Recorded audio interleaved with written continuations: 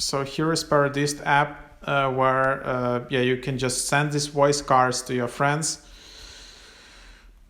And then here are some tips basically, because sometimes it's super hard to voice it correctly. So if the character places a stress in the name incorrectly, you may correct and resubmit. Put the plus symbol before the vowel that should be stressed. For example, Donald Sanders or Lauren D'Amelio. So as you can see, like the plus symbol just goes before the letter which should be stressed.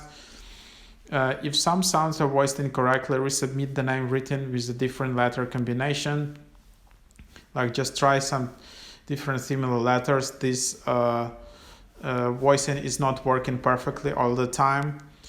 You might also try to divide or unite the letters or syllables so that the name is voiced correctly. So yeah, you can try to do that. So yeah, if you have some symbols, just try different writing.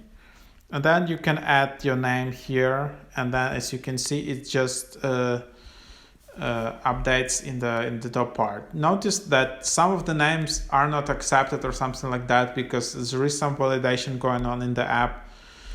So yeah, that's what it is.